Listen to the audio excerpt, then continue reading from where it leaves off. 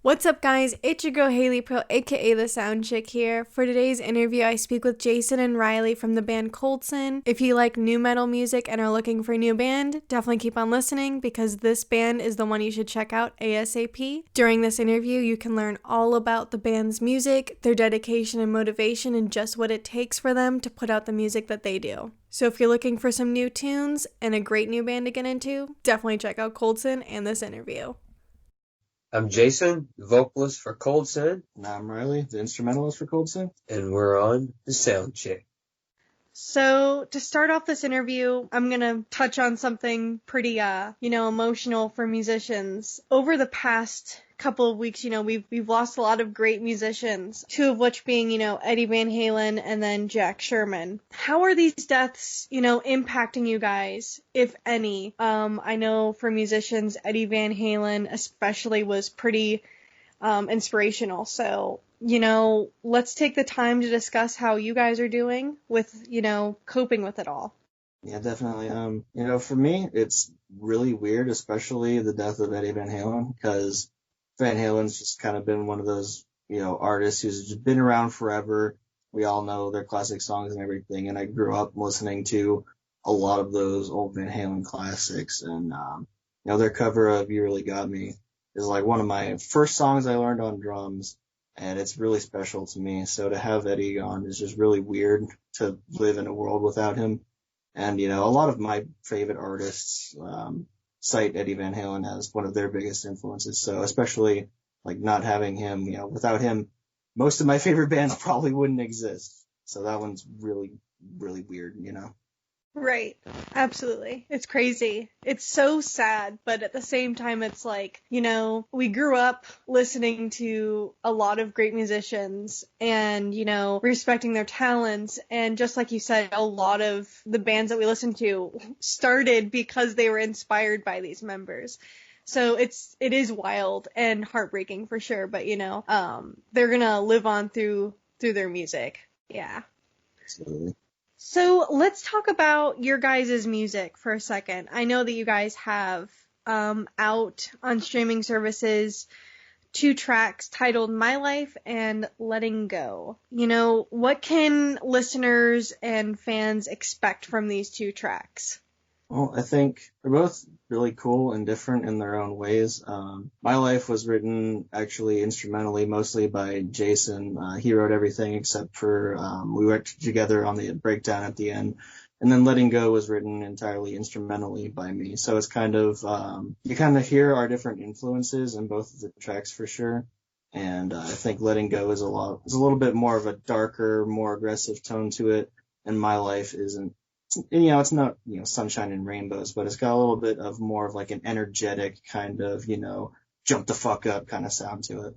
Right. So, you said that Jason wrote My Life primarily, and then you wrote, Letting Go primarily. What is it like, working on tracks this way? Do you guys ever disagree with one another when it comes to collaborating like that? Or how does that process go for you guys? I mean, it's actually, honestly, we have no issues. We kind of feed off of one another. It's weird. It's like, he'll hear something that I don't really hear, or I'll hear something that he, doesn't hear, and the ideas kind of come to life, It's never on one person. So that's one thing I love about Coldson. It just gives a chance to do whatever the hell we want and mix it together and make this thing that we call Coldson. Exactly. That's awesome that you guys don't, ever argue about writing stuff like that. That's pretty cool. Not a lot of bands can say that, so it's a good thing. Definitely. I know that you guys are working on finishing up your debut album, EP, I should say. When can fans, expect this, release?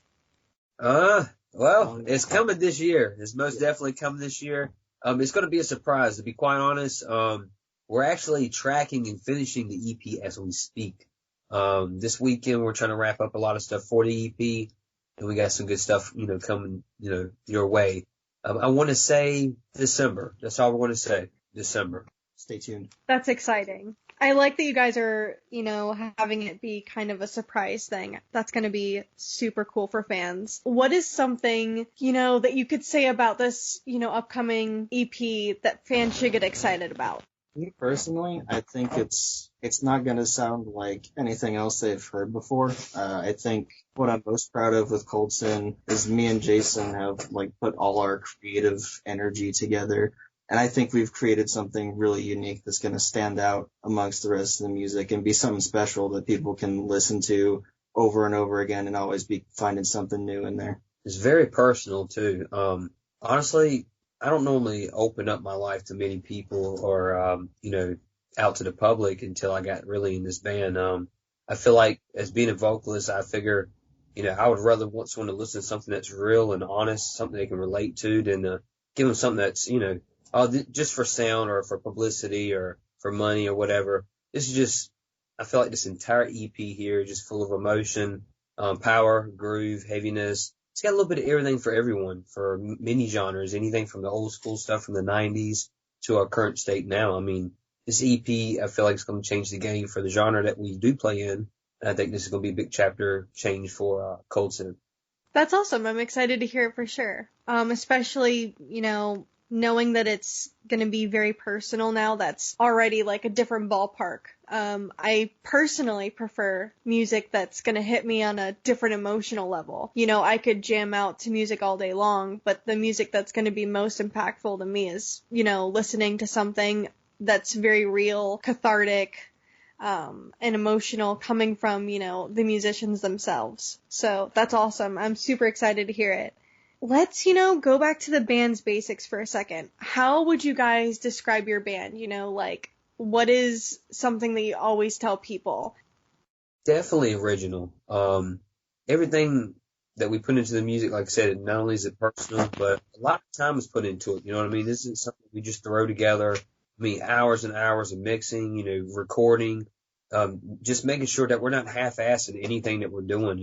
Everything that everyone hears is 100%, fact on deal, real, a lot of hard work. And I think people will be able to appreciate it. And especially for the genre that we play, we kind of have the new metal, new industrial metal type feel, different influences that have created for Cold Sin, but I think we also have some of that old school 90s grunge in the mix too. So it's like there's so many different type of sounds in this music. And, the people haven't even heard, you've only heard the tip of the icing to the cake. Yeah. The cake is coming with the EP, and I promise you it will live up to his expectations. And everyone, the goal is to satisfy and, help some people. Exactly.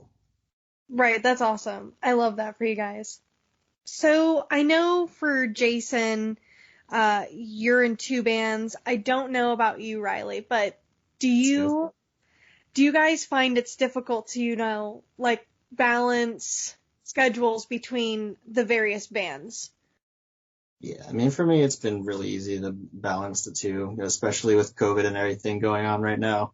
We're not really doing rehearsals for my other band at all.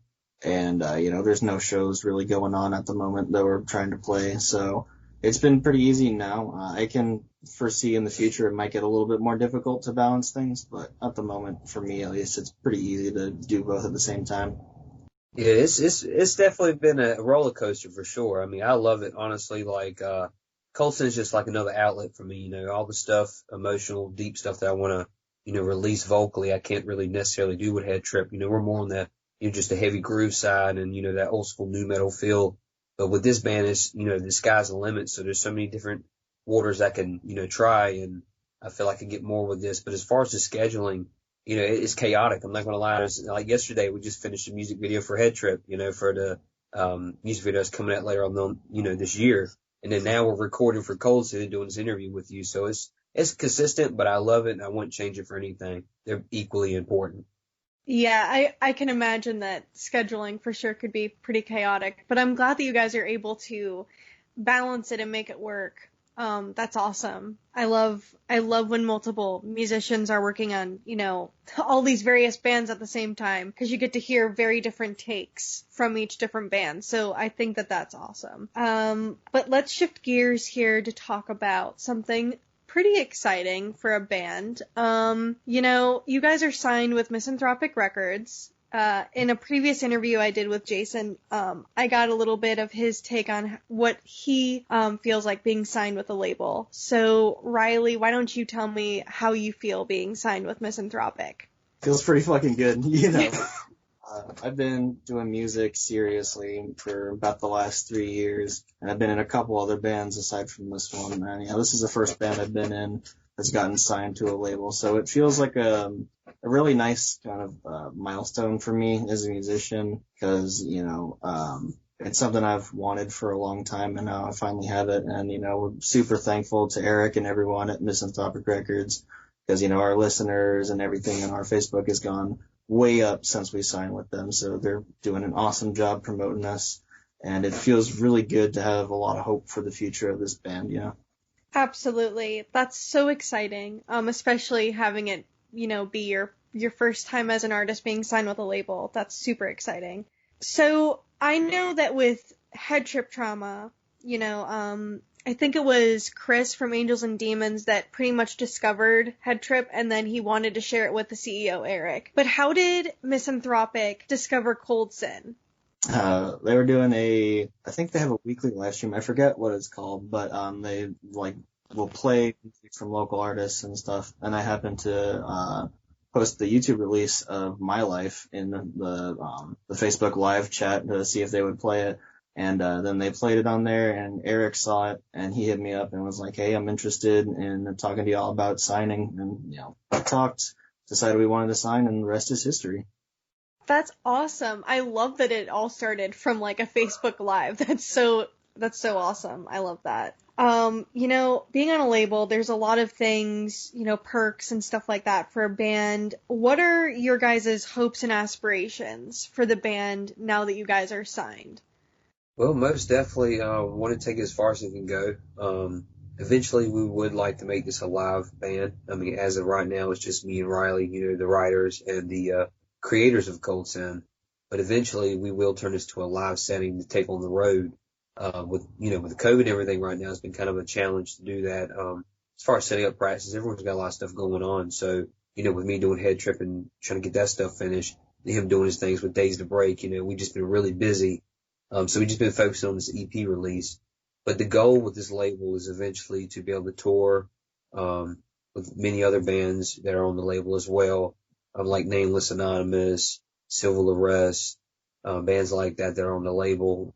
I think we're really excited for Fanny Switch, those guys, just to be able to play with them. Even HeadTrip, get on the road and just play, just continue doing this as long as we can.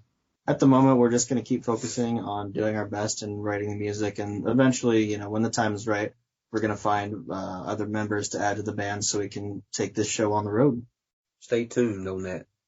Awesome. Can't wait. So here's kind of a fun one for you guys. What is your favorite piece of merch that you've ever bought for any band?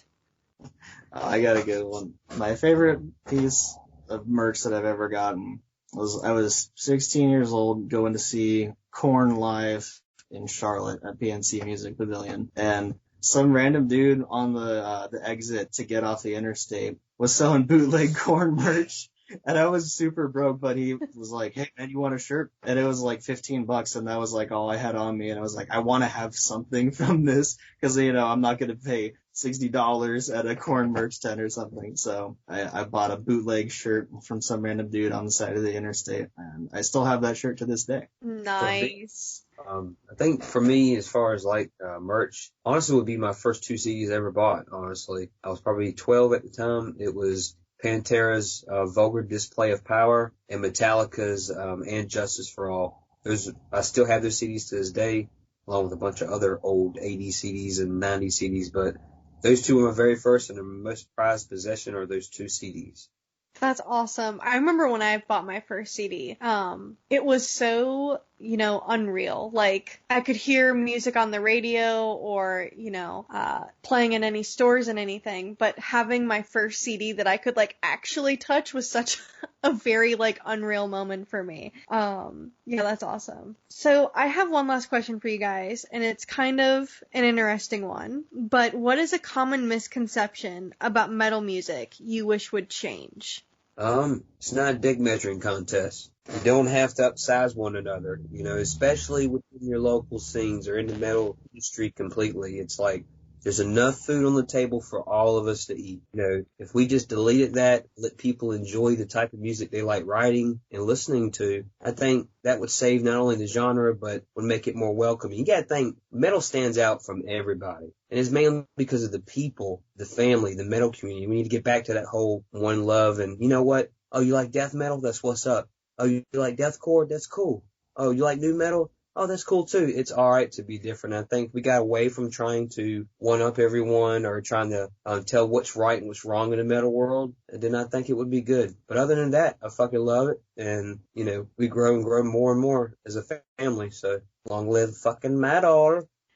Hey guys, it's the SoundChick here again. I hope you enjoy the interview with Jason and Riley from the band Coldson. In the meantime, please go make sure to check out their social media and tune into their latest single, Numbsick. This has a very personal and important meaning to the band, so definitely make sure to give it a listen. I appreciate having you on this interview, and I look forward to seeing you on the next one.